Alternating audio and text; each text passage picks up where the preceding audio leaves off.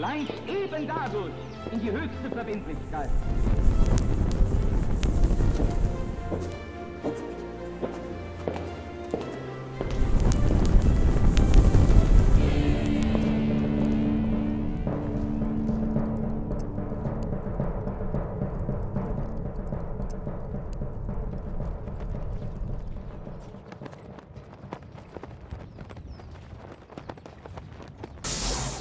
Muy buenas tardes, bienvenidos una vez más, queridísimos brujuleros, porque así ya le llamamos a esta, de moda parece, ¿no? Sí, esta comunidad, queridísimos brujuleros, a una nueva entrega de este programa que con tanto cariño y empeño y ahínco hacemos por la pantalla de Conclusión TV, que siempre nos brinda, nos abre sus puertas para compartir esta tertulia, este momento de café compartido.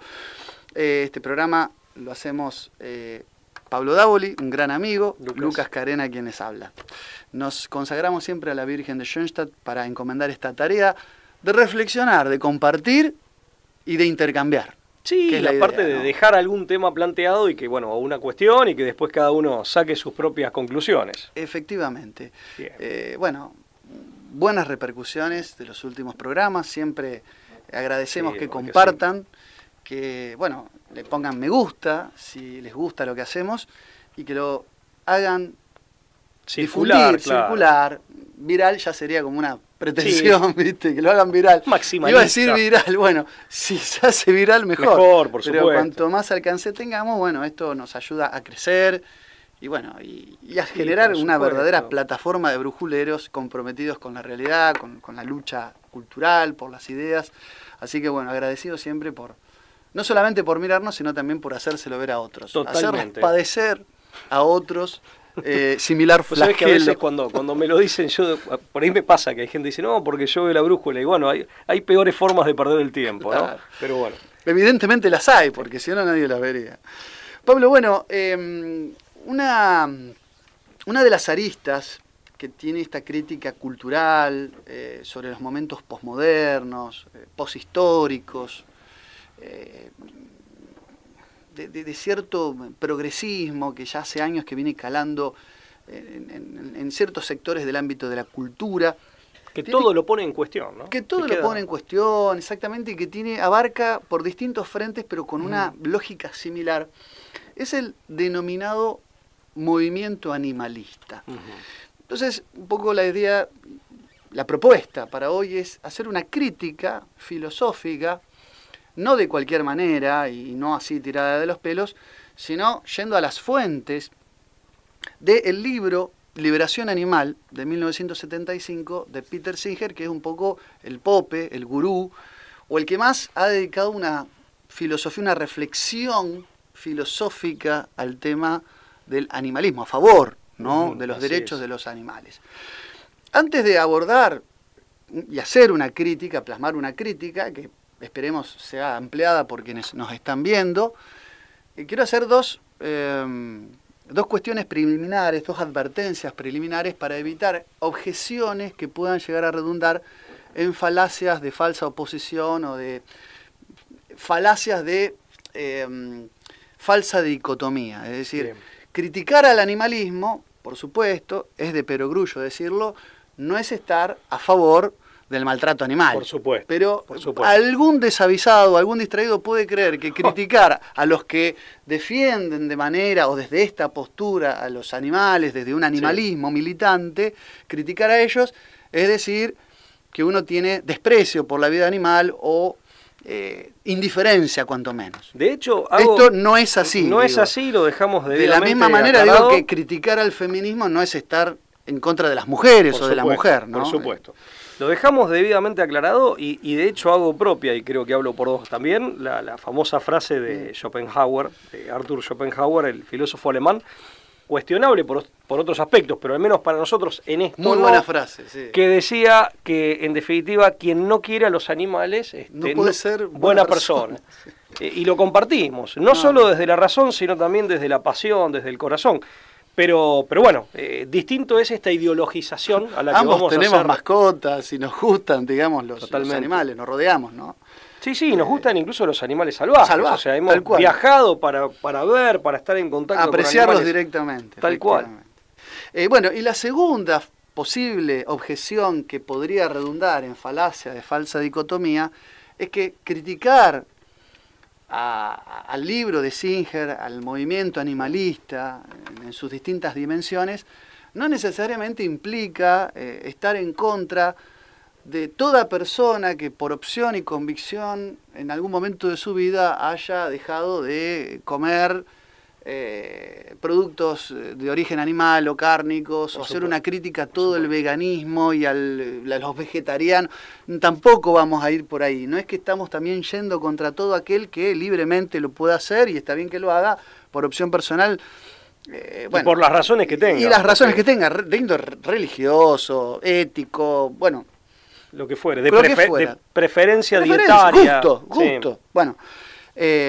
Bueno, digo, aclarado esto, insisto, podríamos no haberlo hecho, pero por las dudas lo hacemos. Aclarado esto, vamos a hacer una crítica sobre esta obra de un filósofo que ha tomado mucha repercusión porque se ha convertido en un polemista en los últimos años, en las últimas décadas, que es don Peter Singer.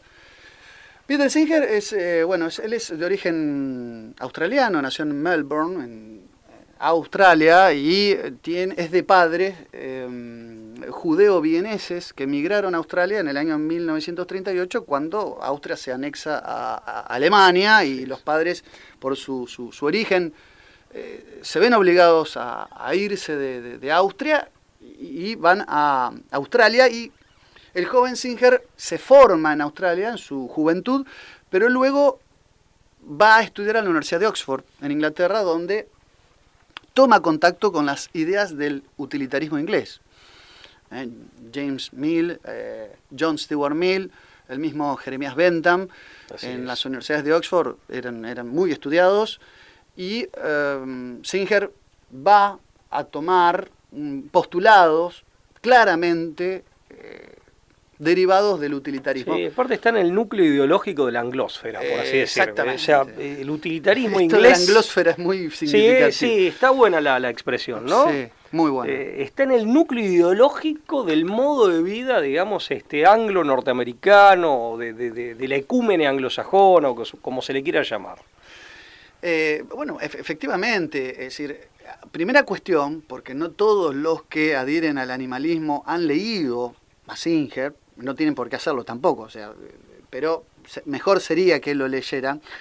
No parte de postulados de tipo marxista, ¿no? De poner al hombre y al animal en una relación dialéctica de opresores y oprimidos, claro, de ¿no? contradicción. Sino que en realidad la posición de Singer, sobre todo en este libro del año 75, Liberación Animal, sobre el que vamos a esbozar algunas críticas, es de cuño más bien utilitarista. Las críticas que se le han desplegado, se les han endilgado, son por sus puntos de partida similares a los del utilitarismo. Recordémoslo, el utilitarismo es una doctrina filosófica que parte de una ética utilitarista, de una ética práctica, basado en postulados morales, basados en un principio, podemos resumirlo en más, aquello que más favorece a la mayor cantidad de personas posibles, y que de alguna manera resolvió algunos debates en algún momento,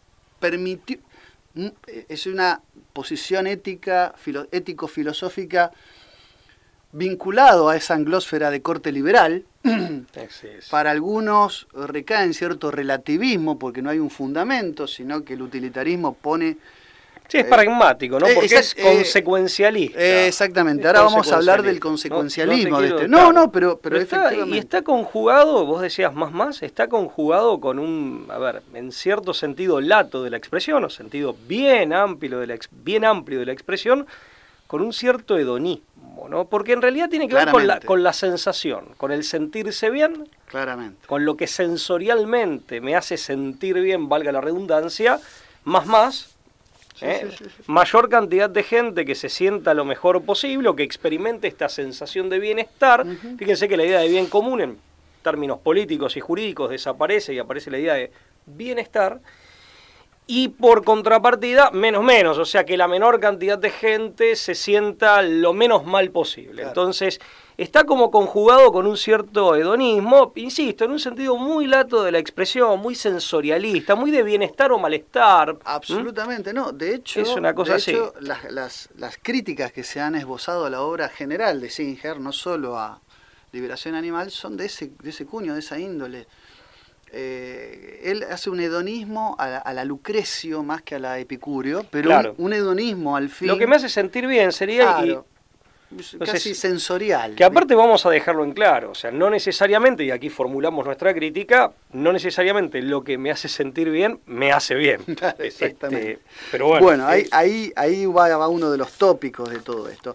Bueno, más allá del libro, entre la puesta en práctica de su filosofía y su pensamiento, en el año 1993, Singer encabeza un movimiento, una especie de programa llamado El Gran Simio, que reclama, leo textual, la extensión del igualitarismo moral para que alcance, para que abarque a los grandes grupos de primates, a los grandes simios, entre ellos los chimpancés, los gorilas, los bombos y los orangutanes, considerados estos grupos como especies inteligentes. Es decir, las señales de inteligencia que para ciertos científicos probadamente son cuasi humanas de estos grupos de primates, de estos homínidos avanzados, podemos decirlo, lo hicieron a Singer encabezar y ser presidente, presidir un movimiento llamado el Gran Simio,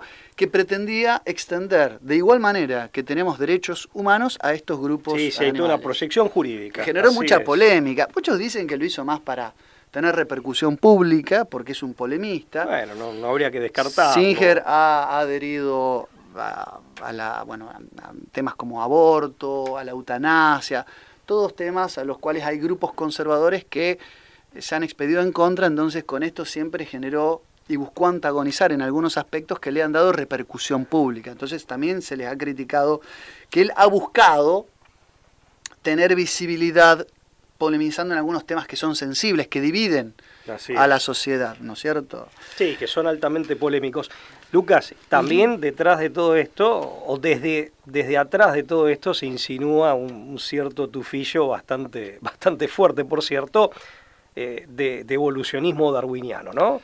O sea, que también responde a la matriz, claro. La anglósfera de la que hablas, tal cual, darwinismo y utilitarismo. Al momento de definir qué es un hombre, en ese contexto, digamos, la huella de Darwin, con matices, con reciclado, pero todavía está, ¿no? Por supuesto, esto que decís es fundamental, porque detrás de eso hay una impronta que se desliza de manera no explícita, que es que si hay un hombre, se le borra con esto cualquier destello de exclusivismo en el mundo, en el que la creación, y obviamente cualquier destello de divinidad inherente al hombre, sino que a la inmanencia que ya de por sí tiene esta anglósfera se le añade la cuestión evolutiva, biologicista.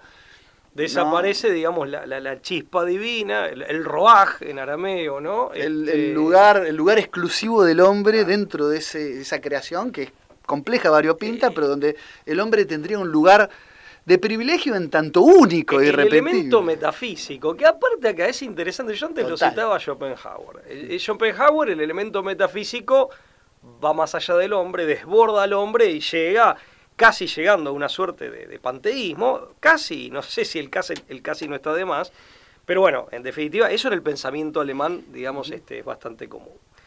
Pero en el pensamiento inglés es al revés, se le quita el elemento, o sea, en vez de desbordar el elemento metafísico para compartirlo con el resto de la creación, como hace cierta corriente del pensamiento alemán, que responde mucho a ciertas tradiciones alemanas muy antiguas y de los pueblos germánicos, que hacen a su cosmovisión inicial u originaria, pero en el pensamiento anglosajón es despojar al hombre de todo elemento metafísico, ¿no? En todo el proceso del pensamiento anglosajón, el elemento metafísico desaparece a partir de un momento dado y... En consonancia con eso ya entramos al primer argumento de este libro, porque es en consonancia con esto que acabas de decir, digamos, la impronta metafísica, el rastro metafísico queda absolutamente borrado, ¿no? Desterrado. La crítica que hace este autor es una crítica al antropocentrismo con el que históricamente el hombre ha juzgado la naturaleza y el mundo animal. Antropocentrismo que aparte se caracteriza por un especismo. Es decir, lo que pretende Singer es la existencia de un principio general de minimización del sufrimiento, donde eliminar la discriminación, dice, por diferencias de sexo, de raza, y todo ello dentro de la misma especie humana, implica necesariamente, con la misma lógica, inevitablemente nos llevaría a por qué no también extender esa frontera y eliminar la discriminación entre las especies. Es decir, ¿por qué el hombre se cree en un peldaño por encima de otras especies igualmente sufrientes, pasibles de sentir dolor, independientemente de, y en algunas entrevistas lo ha dicho, independientemente de que la conciencia del dolor lo hace distinto, él no reniega de esta posibilidad, el recuerdo del dolor, que por ahí en el animal puede ser muchísimo más disperso o incluso más breve, lo hace experiencialmente distinto, pero el solo hecho de ser plausible, pasible de dolor y de sufrimiento, el animal debería ser, como el hombre, sujeto de derecho. Deberían alcanzarle a ellos... Sí, esa categorización jurídica. Una ¿no? categorización con todo jurídica. Lo que esto implica. Debería incluirlos, ¿no? En el fondo lo que hay en el especismo humano es un principio de discriminación. Ver, si bien es cierto... Le da un carácter moral a esto, ¿no? Efectivamente, sí, previo a lo jurídico le da un carácter moral. Mirá, efectivamente, a ver, si hay una similitud, entre otras que se pueden encontrar, por supuesto, entre el hombre y el animal, esta. En cuanto a la capacidad para experimentar, digamos, placer, pero también el displacer, y bueno, en los casos más crasos el dolor. Desde luego que también hay otras similitudes. Lo que pasa es que el problema es que lo particular del hombre, o lo más importante del hombre, que hace a nuestra condición humana y la distingue como tal, no es precisamente eso. Bien. Y ahí es donde aparece el elemento metafísico, que en su máxima expresión es la chispa divina, ¿no? Pero bueno. Bueno, obviamente que por lo pronto, sí. Aplicado al dolor, el hombre tiene la capacidad, no solo porque el animal, sobre todo los mamíferos superiores, tiene una clara conciencia, tiene una clara, digamos, capacidad para recordar la situación o aquello que le ha provocado dolor. Un poco esto de la vaca, dice el refrán criollo, de la vaca que ve la leche derramada, ¿no? Uh-huh. Que cuando se ha quemado ve la leche derramada y llora. En esto es muy sabia, como casi todo, la sabiduría criolla. Pero precisamente en eso el animal, sobre todo los mamíferos superiores, se destacan, ¿no? En poder recordar esas situaciones que provocan el dolor. Lo que tal vez distingue al hombre, esto como tantas otras cosas, es la capacidad de encontrarle un sentido al dolor. Claro, exactamente. Hay una cuestión de sentido fundamental, claro, donde no es la mera asociación. Claro, de causa-efecto. Pavlov, no es una relación asociativa o causal, sino que lo que hay es darle un significado, ¿no?, al sufrimiento de lo que nos distingue. Igual estos tipos también tienen un sentido, pero ya está en Darwin también, ¿no? Y en muchos biólogos. Yo siempre digo, y hago un pequeño paréntesis, Lucas, el social darwinismo es una impertinente, digamos, una impertinente traspolación de pautas y parámetros propios del comportamiento animal al contexto de la conducta humana, ¿no? Claro. Y ahí, como traspolación sin más, hay claramente un error. Pero además tampoco es una buena explicación de la naturaleza animal, ni del comportamiento animal, etológicamente hablando más específicamente. Esto se ve con quien tiene una mascota. El animal muchas veces, por ejemplo, la madre respecto de la cría, o a veces en el caso de la mascota, cuando hay un vínculo afectivo con un hombre, con un ser humano en particular, el animal está dispuesto a enfrentar riesgos, a superar temores que son instintivos, como el temor al fuego o al agua, salvo en el caso del pez, obviamente, como esos animales que se lanzan al agua, incluso algunos desde ya poniendo en riesgo su propia vida, para rescatar muchas veces a un ser humano al que no conocen. Claro. O los delfines que enfrentan tiburones para rescatar a un náufrago, para evitar que el tiburón lo ataque. Entonces, y ni hablar de un mamífero superior que ha logrado entablar una relación afectiva con un ser humano, que tiene un ingrediente emocional, se sobrepone al instinto y a esto de la lógica del placer-displacer. El animal muchas veces se muestra dispuesto al displacer o a superar temores, e incluso a arriesgar su propia A ponerse vida. en riesgo, claro. Claro, por alguien de su misma especie, mejor dicho, un individuo de su misma especie, por ¿O otro no? individuo animal de otra especie, y ni hablar por un hombre, ni hablar si tiene o ha tenido algún tipo de vínculo que ha hecho que este animal genere esta relación, ¿no? Entonces, Efectivamente. tampoco es una buena explicación del comportamiento animal, ¿eh?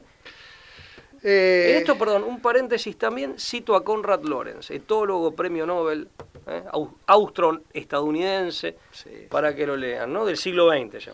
Bueno, fue que superó de alguna manera algunas concepciones anquilosadas en el evolucionismo de Darwin. Claro. Superó Y con esta idea del estudiando. survival of the fitness. Claro. Claro, Lorenz destaca que en la naturaleza las especies que prevalecen y los grupos en general que prevalecen son aquellos en donde son preeminentes las relaciones de cooperación y no de competencia. Claro, a diferencia De los Darwin. principios, inspirados a su vez en las lecturas que hace Darwin cuando vuelve del Beagle, del mismo Malthus. Bueno, Darwin, viste que- no, hay un dato. claro, Darwin, todo confluye en una dirección, ¿no? Darwin Claro. le da una, o sea, Increíble. Darwin le da una explicación a conceptos que ya estaban presentes en la obra de Jean-Baptiste Lamarck cuando lee el segundo ensayo sobre los principios de la población de Thomas Malthus. Eso te lo dice todo, digamos, la concepción anglósfera en la que se forja Dios el los evolucionismo. cría y la anglósfera los amontona. Los amontona. Bueno, la concepción del valor que se presenta fundamentalmente en Liberación Animal es de tipo, y esto es algo que él mismo explica para eludir el mote de mero utilitarismo, experiencialista. La idea de que hay, así como Wilhelm Dilthey hablaba de conocimientos por vía del entendimiento, el Erklärung alemán, había conocimientos vivenciales, Erleben le llamaban en alemán los historicistas alemanes, las escuelas espiritualistas, ¿no?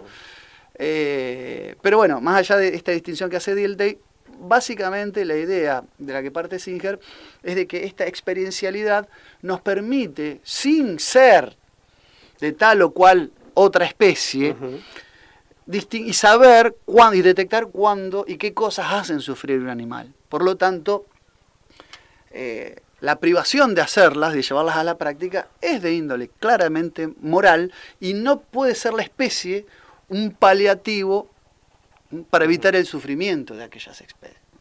Hay como ciertas vivencias y experiencias compartidas que nos permiten entender cómo y en qué medida un animal puede ser y es pero aparte, sufriente, ¿no? Innegable, perdón, innegable. Algo que en principio... Y desde ya que hay una posibilidad de empatía que es innegable y que incluso es muy sana. Lo que pasa es que no necesitas ir o acudir a todas esas premisas ideológicas para justificar esta postura ética. Ahí está la diferencia, ¿no? No, lo que pasa es que por contra esta posición implica que no hay motivo para otorgar consideración moral a aquellas cosas o seres que no son sintientes. Entonces acá hay una contraposición entre el planteo ético del medio ambiente, digamos, y lo que es la concepción animalista, moral animalista.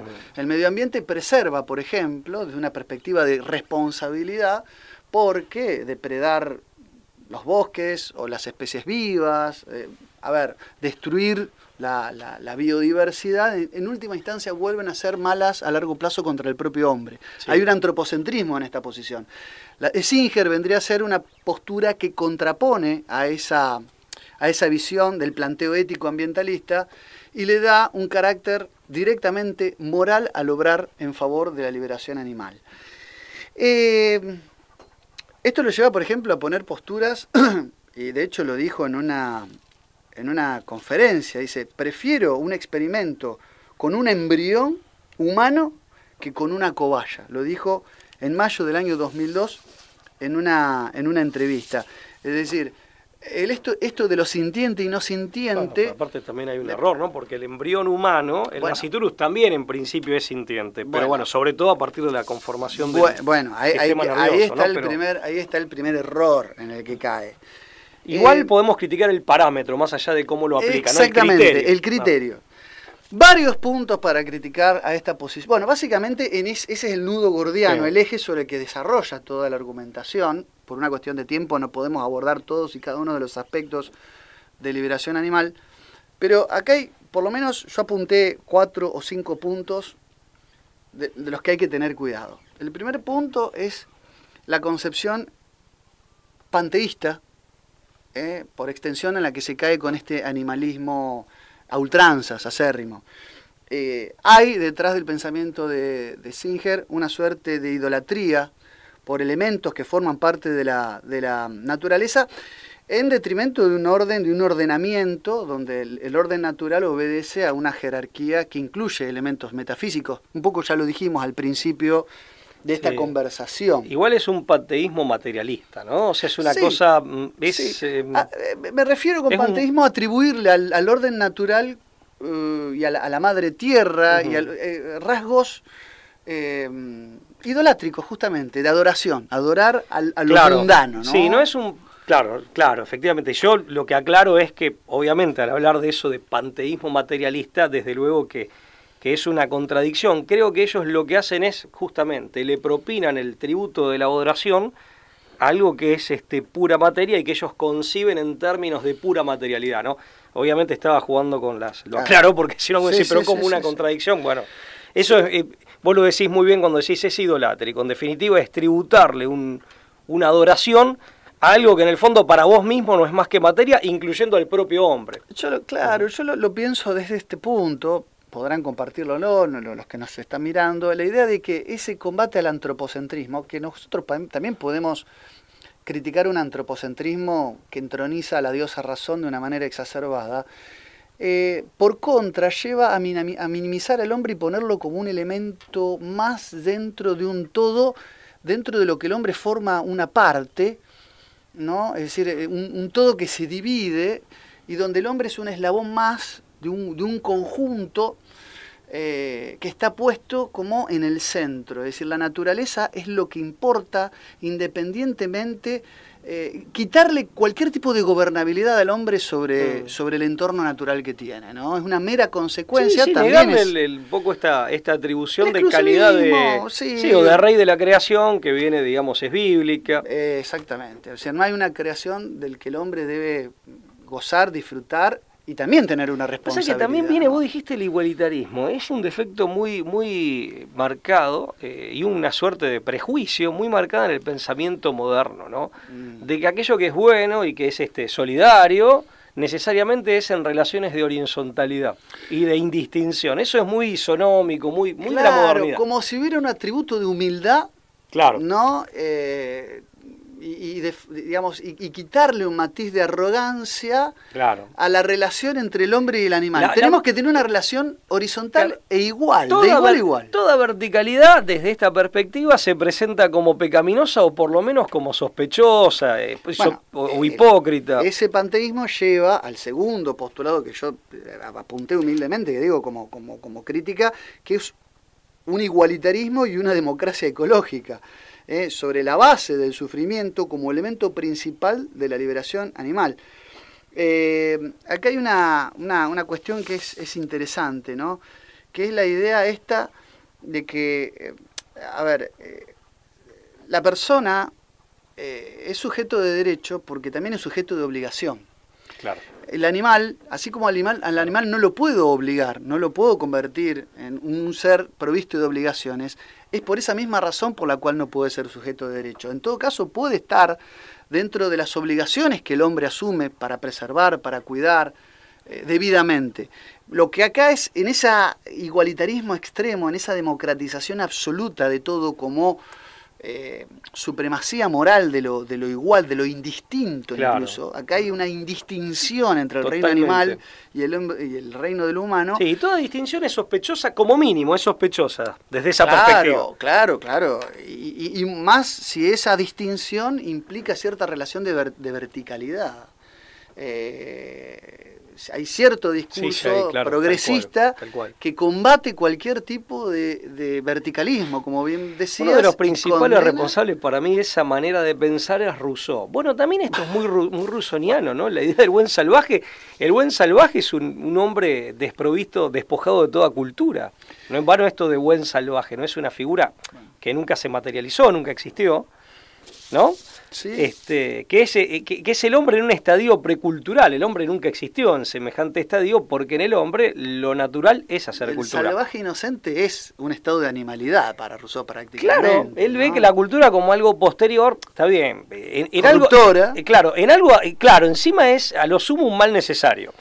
Pero, o sea, en el mejor de los casos, o en el menos malo de los casos. Pero claro, en algo sí tiene razón, que no puede haber cultura si no es en un contexto de vida comunitaria. Lo que pasa es que ahí se suma otro error, que él imagina al hombre, digamos, en un estado de individualismo, de aislamiento. Pero en definitiva, fíjate que eso, ahí Rousseau es uno de los grandes responsables, esto de plantear la relación entre naturaleza y cultura en términos de oposición, y de plantear en definitiva al hombre como si el hombre en estado natural justamente no hiciera cultura, cuando, insisto, en el hombre lo natural es hacer cultura, ¿no? Uh-huh. Y lo que decías antes, Lucas, si bien haciendo el parangón con el otro extremo, ¿no? Que es el del panteísmo en sentido estricto, el de Schopenhauer, si en Schopenhauer hay, como en tantos otros, y es una tendencia fuerte en el pensamiento alemán, una tendencia a divinizar la naturaleza, y yo creo que hay hasta rastros muy atávicos de esto, ¿no? Es muy propio de la gente de los bosques, de la cultura de la gente de los bosques, en donde pareciera que la diferencia entre creador y criatura se difuminan, ¿no? Aquí lo que hay es una animalización del hombre, o sea, hay, si se quiere, lo idolátrico que decías vos, por eso hablamos de panteísmo en otro sentido, que no es el sentido estricto, digamos, pero en definitiva está esta idea de animalizar al hombre, vale decir que hasta en cierto punto nivela para abajo, ¿no? Claro. Es como que son los dos extremos que uno puede... Una de las críticas que en relación a este punto preciso que apunté, que me gustó mucho, es que en el fondo y filosóficamente hay acuerdo entre los grandes filósofos de la axiología y del accionar moral y del accionar correcto, de que no puede haber una experiencia genuinamente moral si no hay un ser reflexivo. Porque el ser reflexivo es capaz de la enmienda, es capaz del arrepentimiento. Es decir, el hombre es un ser moral porque está provisto de moralidad, porque es capaz de las cosas más atroces, pero también de las cosas más sublimes el hombre. Efectivamente. En la medida en que hay un albedrío que lo hace reflexivo. El hombre, el animal no puede ser un ser moral por esto. Esto no le quita ese lugar de inocencia justamente que hay que preservar y cuidar. Pero nunca puede ser sujeto de derecho y un ser moral como tal. Porque para ser sujeto de derecho, primero, y está perfecto lo que vos decís, primero hay que ser sujeto moral, capaz del bien y del mal, que goza de libre albedrío. Y esto también lo rompe el pensamiento moderno en hombres como Kelsen y otros, ¿no? Ese es el principal error de Singer y en general del animalismo. El animalismo no comprende esta distinción. O por lo menos, si la comprende, la relativiza, la echa por tierra. Bueno, todo lo que dijimos hasta ahora nos llega el panteísmo, el igualitarismo y la también democracia no es ecológica. Responsabilizar al hombre, porque lo cierto es que si la muerte entró en el mundo por la enfermedad y la muerte, ¿no? Entraron, y el sufrimiento físico, entraron en el mundo por el pecado del hombre, lo cierto es que al haber pecado el rey, en definitiva es todo el resto de la creación junto con el hombre, y el rey de la creación que es el hombre, el que padece esa corrupción. Vale decir que también, colocando al hombre en este nivel y olvidándose de lo que acabo de decir, también es desresponsabilizar al hombre de algo que en efecto, y dicho sea esto en favor de los animales, de algo que en efecto perjudica a todo el mundo natural y en particular a los animales que son seres bióticos que en efecto sufren, porque insisto, desde la tradición cristiana, bíblica más ampliamente, bíblica, digamos, la muerte y el dolor y el sufrimiento físico entraron por el pecado del hombre, pero se jorobaron, no solo el hombre, digamos, padece las consecuencias de eso. Estas concepciones, Pablo, fíjate que lo propio hace un poco el psicoanálisis con el hombre, porque se termina psicologizando la criminalidad. Esta idea de placer-dolor que gobierna todas y cada una de las acciones del hombre, lo reduce, lo animaliza, pero también los deja desprovisto de una verdadera responsabilidad, como vos decís. Claro, por eso parece en favor de los animales. No hay un verdadero albedrío, pero... en realidad sí, no es en favor de los animales. Claro, ahora, también es cierto que la redención viene, digamos, siguiendo con la cosmovisión bíblica del Dios hombre, concretamente en la persona de Jesucristo, y después de, digamos, de los hombres, que tenés un claro reflejo de esto en el veterinario, en aquel que hace de su profesión y hace de su vocación, digamos, el aplicar ciencia y arte justamente para sanar animales, para evitar que sufran, etcétera, ¿no? Pero esta concepción es verdad que termina un poco... Pero si lo sacás al hombre de ese lugar especial... Termina indultando al mal hacer del hombre, al mal obrar del hombre también. Termina como... exculpando al hombre de las decisiones buenas y malas que toma. Claro, y en definitiva, supeditando aquello que el hombre puede hacer en beneficio de los animales, supeditándolo a la pseudo moral del placer. Tal cual. De que el hombre no experimente ningún riesgo y al contrario experimente placer. O sea que ahí también hay una contraproducencia, ¿no? Esto nos lleva a un tercer postulado que es un poco que estos postulados filosóficos abren la puerta de Overton para cierto fetichismo animal. Esta idea de poner en un plano de entera igualdad al hombre y al animal termina teniendo cierto dejo, y digo no en todos los casos, pero ha habido críticas al animalismo por tener cierto dejo de cultura snob, que termina siendo indiferente con tantas vejaciones con el hombre. La cultura del caniche. Claro, del caniche perfumado, vestido, que tenga obra social y que vaya a la peluquería, termina poniendo de alguna manera en jaque, digamos, situaciones de padecimiento de la humanidad muy graves, en tanto que termina mirando con indiferencia a otras cosas. Está bien, estarán los que se ocupan de esos otros problemas y los animalistas te van a decir, bueno, yo adhiero a esta causa, es la que me interesa y no tengo por qué embanderarme de todas las causas que son... Eso está bien, pero... En algún punto es cierto, ¿no? Pero es cierto, ¿no? Es verdad. Pero el animalismo a veces tiende el riesgo de caer en una suerte de fetiche de hacer del animal...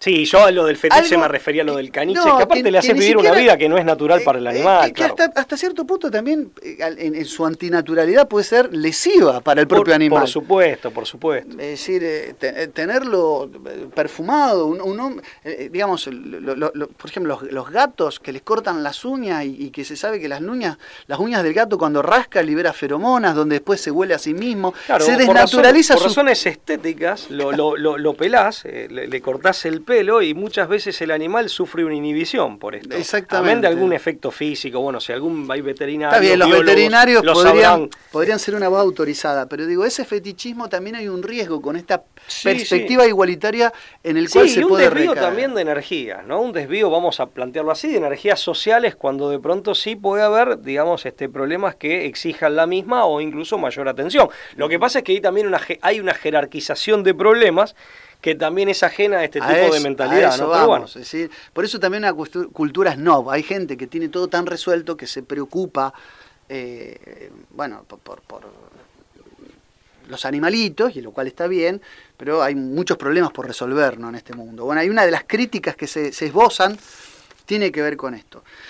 Pero hay una más que me parece que importantísima, es que toda esta teoría cultural es posmoderna por el exacerbado, exagerado consecuencialismo que practica. Yo me adelanté. No, pero vos lo dijiste y está muy bien. En el fondo, lo de Singer adolece de una simplificación consecuencialista de lo moral. ¿Qué es el consecuencialismo? Es la idea posmoderna, muy en la actualidad, muy vigente, que a veces lo escucho de gente que aprecio, y uno a veces lo deja pasar, pero esta idea de que algo es bueno porque no es malo, es decir, lo bueno es juzgado según su mera y exclusiva consecuencia, es bueno o malo de acuerdo a las consecuencias derivadas de la acción o decisión, muy presente en el utilitarismo, donde, y lo voy a decir en criollo, en este mundo, mientras que no joda a otros, lo digo en criollo, no pasa nada. Sí, Por eso, deriva en eso. Fíjate vos que esa es la explicación por la cual Singer avala y apoya la zoofilia. Mientras que no haya una práctica lesiva que dañe, que genere sufrimiento en el animal, él consiente como moralmente bueno la zoofilia. Ahí está el consecuencialismo, ¿cómo te puedo explicar? Exagerado que tiene esta concepción. Es decir, bueno, esto, y lo escucho permanentemente y va más allá del animalismo, esta idea de que las cosas, tampoco están bien medidas las consecuencias. Mientras que no salpiquen a otros. Bueno, eso desde ya. Esas consecuencias están por verse. Eso, pero ni siquiera que no trae consecuencias es discutible. Y aparte incluso ahí hablando de consecuencias en el orden de lo tangible y en el orden de las cosas de este mundo, ni hablar si ya tenemos una mirada más proyectiva a lo que pasa con nosotros mismos en el largo plazo y finalmente en el más allá, ¿no? Pero bueno, es que el consecuencialismo como perspectiva moral en última instancia es relativista. Porque falta esencialismo, ¿sabés que le falta el concepto de corrupción? De algo que se arruina. No podemos hablar de algo que se arruina si no sabemos de qué está hecho ese algo, ni para qué está hecho ese algo. Todo depende, hay un problema ahí. Bueno, todo depende de la variación de consecuencias de sufrimiento que esa acción traiga. Y ese algo, entre comillas, y muy respetuosamente dicho, es por un lado el hombre con sus peculiaridades y por otro lado el propio animal también. No sabiendo la esencia de ese, entre comillas, algo, es incapaz de ver qué lo planifica, y en esto somos bien clásicos, qué lo planifica, qué lo lleva a su plenitud y felicidad, qué lo realiza y qué lo arruina, qué lo corrompe. Claro. Entonces este hombre cae en estas cosas, ¿no? Bueno, pero... Hay un desprecio por el esencialismo en todo plano. Está bien, uno es verdad, yo admito mis inclinaciones aristotélico-tomistas, vos también, para el esencialismo. Clásica, porque esto también Platón estaría dispuesto también a aceptar esto. Indudablemente. Y lo diría mucho mejor. Pero en el fondo el consecuencialismo es una posición relativa, porque las cosas son buenas en relación a la consecuencia que traigan, y esa consecuencia es una consecuencia positiva o negativa de acuerdo al sufrimiento, o la percepción del sufrimiento que otro tenga. Claro, práctico, utilitaria y reducida a eso. Exacto. También. O sea, hay una doble reducción. Por lo tanto, ese relativismo y esa desjerarquización de todo plano... Están en las sombras estos muchachos. Esa posición absolutamente simplificadora de lo humano, de lo estrictamente humano y de lo estrictamente animal, como... que hay lazos de continuidad, bueno, también los tenemos con el mundo vegetal. Si vamos a extender, los signos vitales son propios de todos los seres bióticos. Si hay una vida vegetativa, una dimensión vegetativa del hombre, por supuesto, ¿quién lo va a negar? Pero no es solo eso el hombre. El animalismo incurre en un error que lo lleva a una cuarta cuestión, que estaba por no nombrar, pero como venía la conversación, que es la ventana de Overton que genera la posición de Singer y este consecuencialismo al animalismo respecto del transespecismo, que es algo muy de las épocas actuales, donde las fronteras entre lo humano, así como el transhumanismo es la frontera entre la máquina y el hombre, bueno, las fronteras entre el hombre y la máquina pueden ser absolutamente disueltas. Y el transespecismo nos trae a personas como Tom Peters, un británico de 32 años que se siente un dálmata, pueden buscar en internet las fotos, o a Nano, la mujer noruega que a los 16 años descubrió que era un gato y se comporta como un gato y come alimento balanceado de gatos. Es decir, en el fondo es una negación de la naturaleza humana en la cual incluso hay una cuota de banalización del propio mundo animal. Claro. Porque se banaliza el propio mundo animal. También hay, para mí, y esto lo digo y me hago cargo, hay una falta de respeto por la verdadera naturaleza de lo animal. Claro, que en esto también es desconocida. Además del pensamiento mágico, me autopercibo gato y mañana soy un gato. Hay pensamiento mágico. Y dejamos de lado, digamos, toda valoración de orden personal, haciendo, digamos, una suerte de análisis y de ponderación de la objetividad de esto como condición, digamos. Dejamos de lado o entre paréntesis, las personas que eventualmente protagonizan estas... No, estos son ejemplos, claro, los que mencioné son ejemplos que han trascendido la opinión pública, periodísticamente, ¿no? O sea, dejando a salvo eso, dejándolo de lado, lo cierto es que evaluando el fenómeno en sí con la mayor objetividad humanamente posible, o que nos es posible, Lo cierto es que, como bien decís vos, hay un desconocimiento. Vos hablaste de las fronteras. En definitiva, bueno, ese es otro mambo de la modernidad. El límite visto como cercenamiento, cuando el límite, si es el límite natural, es forma. Es lo que me da forma, es lo que me constituye y me permite distinguirme justamente. Pero bueno. Qué manía por caotizarlo todo. Claro, o sea, es desconocer la naturaleza humana, pero es desconocer la naturaleza cánida del perro dálmata más específicamente. Entonces, como decís vos, es casi es un atropello intelectual, si se quiere, lo que el dálmata mismo representa una por banalización, sí. Es una caricatura del sí. dálmata. Es una caricatura del propio dálmata, digo. Ahí es donde está, hay un detrito, sí, un retrato. Vos dijiste de la banalización, porque aparte no evaluamos intenciones ni personas, por eso no nos corresponde, aparte. No, desconozco los motivos, claro. los móviles. Sí. Al que lo llevan. Yo digo que lo que en definitiva uno ve de esto es que... Pero esto como ideas, como matriz ideológica. Es forzado. Lo que me asusta es que todo esto que pasa, por eso yo hablé, están en las sombras estos ideólogos. Hoy le hablamos de anglósfera, podríamos utilizar otra denominación, y desde luego que esto se impregna, ¿no? Porque no es cualquier ecúmene, es un ecúmene que logró impactar con el poder más allá de sus fronteras. Ideas que también han sido tomadas por la izquierda. Claro, por eso la izquierda, ¿no? Esta idea de defender a todos los grupos desprotegidos, postergados, incluso los animales, ¿no? Del imperialismo, del colonialismo eurocéntrico, lo dicen, esto existe también. Por eso digo, una de las tantas aristas del progresismo. Siempre aparte es la misma manera de pensarlo, ¿no? Como si se tratara de esos relatos o esas novelas que tienen como una estructura estereotipada con los mismos personajes, claro, eso, que los rellenás tal cual. Con distintos nombres en cada caso, ¿no? Siempre es la misma manera de plantear. Mira, y lo que vos decís yo lo que me planteo muchas veces es que lamentablemente esta matriz ideológica crece ofreciendo todos estos detritos o arrojándolos, pero en contextos en donde hay mucho poder, con lo cual tenemos un poco el efecto, volvemos al dicho criollo del mono con navaja, de hombres que no son cualquier hombre, son determinados hombres en determinados contextos, en determinadas élites, que tienen ciertas ideas en las que creen, que las difunden, pero que están dotados de juguetes tecnológicos de alta sofisticación que si son mal utilizados son muy peligrosos. Entonces se da el fenómeno de un tipo que tiene la capacidad para acceder, o en el contexto de él, a la edición genética, o a armamento nuclear, o a lo que fuere, digamos, o a la modificación del clima, tiene el aparataje tecnológico, pero cuando vos le decís qué es el amor, qué es un hombre, qué es la felicidad, o qué es un animal, es un ignorante total, pero que no se asume como tal tampoco. Tira la respuesta con la soberbia del necio. Claro. Pero del necio muñido, por eso hablé del mono con navaja, ¿no? Y con todo el respeto y el cariño que me merece el mono. Acá, pobre, claro, munido de, digamos, navajas, que es todo un aparataje tecnológico, porque se da en esa misma anglósfera, por así decir, y más allá, no es privativo de, ¿no? Esto también lo aclaramos, que no es tan blanco-negro, digamos, ¿no? Pero bueno. Pablo, nos hemos quedado sin tiempo. Sí. Hemos abordado los elementos acá más generales. Fabián nos va a retar. Nos va a retar si nos jamás.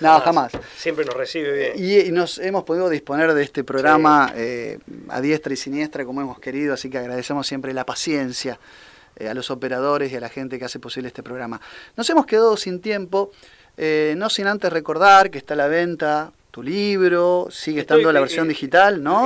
Sí, en España. Leviatán o El Imperio Dormido. Y El Imperio Dormido. Y El Imperio Dormido. Que en España salió en físico como El Leviatán y El Imperio Dormido, y bien. También El Sueño de la Razón. Bueno, si a alguno le interesa la edición en digital para países de América, es pablo.davoli.libros@gmail.com. ¿Algo más que estés escribiendo o no querés anticipar? Todavía, saber si estás escribiendo, sí, nada más. Estoy escribiendo. Yo sí, lo aclaro porque me han preguntado, sí, no voy a decir sobre qué, pero, pero sí. No, estoy escribiendo para dentro de un año y pico. En el medio hay que trabajar, hay que hacer un montón de cosas. Escribiendo. Hay que ocuparse de la vida cotidiana. Intentando esbozar alguna línea y plasmar alguna idea. Papá, vos estás más avanzado. Sí, pero a veces uno está avanzado y al mismo tiempo un poco trabado, ¿no? Digo, por cuestión de fuentes, porque uno lo quiere hacer bien, porque uno aborda más de lo que puede y bueno, y también porque uno tiene que trabajar. Sí, por También supuesto, en el duro arte Ojalá nos de pudiéramos sobrevivir y llegar a fin de mes, que no es fácil faena, ¿no? Así que bueno. Gracias, Pablo, como siempre, a a ustedes, ustedes. comunidad brujulera, por estar y aguantar esta hora de emisión. Así que no, hablando en serio, nos reencontramos la próxima jornada de debate, de charla, de reflexión, titulado La Brújula. Chau, hasta luego.